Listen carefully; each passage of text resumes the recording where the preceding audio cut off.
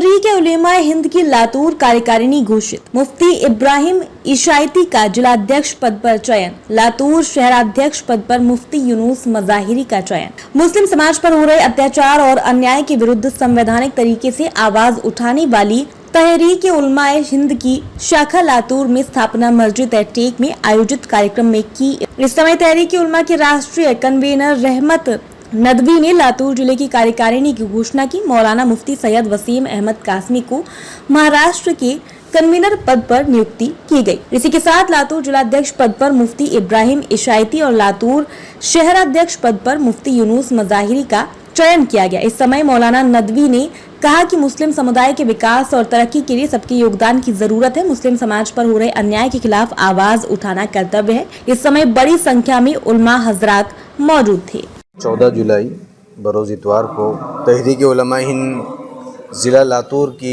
कार्यकारिणी की बैठक थी और बैठक के अंदर नए कार्यकारिणी का ऐलान करना था। उसी सिलसिले में आज अमरावती से हम लोग लातूर आए हुए हैं, क्योंकि अभी पूरे महाराष्ट्र के अंदर हम लोग अल्हम्दुलिल्लाह काम कर रहे हैं। 10 से 12 ज़िलों के अंदर हमारी यूनिटें कायम हो चुकी हैं। आने वाले अगस्त के महीने के अंदर हम पूरे स्टेट का, पूरे राज्य का हम लोग मेड़ावा बुलाने वाले हैं, अमरावती के अंदर या मुंबई के अंदर। उसके अंदर इंशाल्लाह हम बहुत जल्द एक स्टेट की कमेटी भी इंशाल्लाह स्टेट कमेटी की घोषणा करेंगे। और क्योंकि हमारे समाज के अंदर आज बहुत ज़्यादा ज़रूरत है तो ऐसी एक तंजीम की जो मिली मसाइल पर, कौम के मसाइल पर, देश के मसाइल पर खुलकर बात करे। तो ये एक ऐसी तंजीम है जो नौजवान उलमा की है। इसमें डॉक्टर्स है, इंजीनियर्स है, एडवोकेट हजरात है और बहुत सारे सोशल वर्क हजरात भी इसके अंदर शामिल हैं।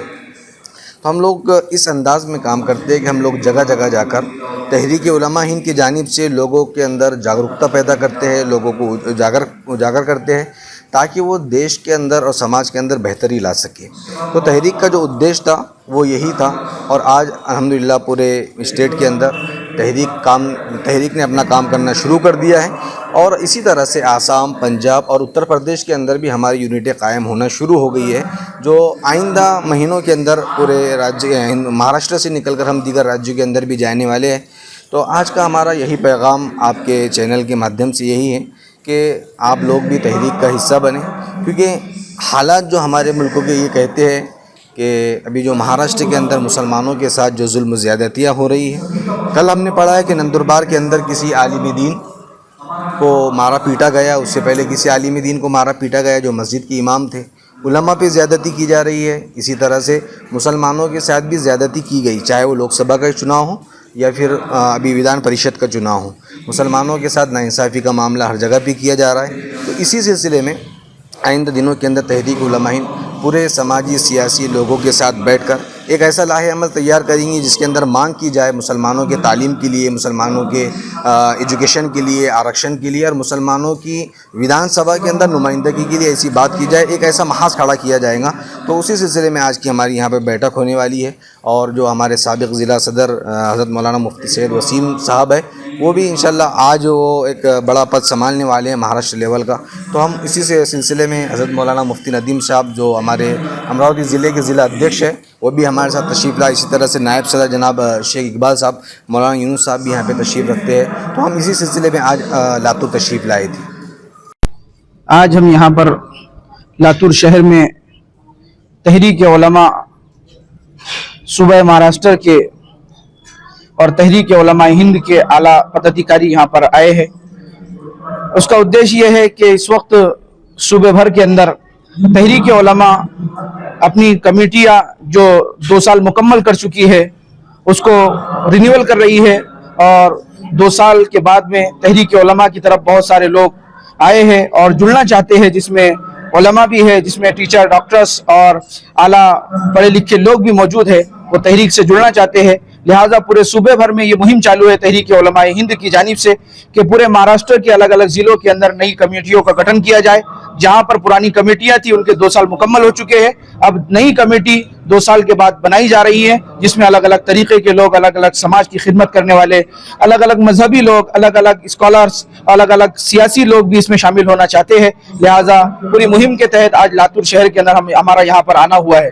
दूसरा उद्देश्य ये है कि जिस तरीके से वो हमारे महाराष्ट्र सूबे के अंदर और हमारे महाराष्ट्र स्टेट के अंदर जहां पर मुसलमानों के साथ नाइंसाफी का बर्ताव किया जा रहा है, हर एतबार से कि जिस तरीके से हमने इससे पहले भी आवाज उठाई थी कि मुसलमान इस सूबे के अंदर रहता है और इस सूबे का बड़ा योगदान तरक्की में मुसलमान का है, लिहाजा मुसलमानों को उनकी ज़बोहाली और उनकी कमजोरी की बुनियाद पर उनको आरक्षण दिया जाए। लिहाजा हमारी गवर्नमेंट जो महाराष्ट्र की जब भी बैठती है वो हमको लॉलीपॉप देती है कि हम मुसलमानों को महाराष्ट्र के अंदर आरक्षण देंगे, चाहे वो कांग्रेस पार्टी हो, चाहे वो एनसीपी हो या उनके घटक दल हो। लेकिन दूसरी बात यह है कि इस वक्त भी मुसलमानों ने लोकसभा इलेक्शन के अंदर सूबे महाराष्ट्र के अंदर नहीं बल्कि पूरे मुल्क के अंदर झोली भरकर और मुट्ठा भरकर मुसलमानों ने वोट दिया है और लोगों को जिताने का काम किया है। लेकिन अफसोस की बात है कि महाराष्ट्र के अंदर खुसूसन कांग्रेस पार्टी मुसलमानों के साथ नाइंसाफियां कर रही है, ना मुसलमानों के आरक्षण की बात करती है,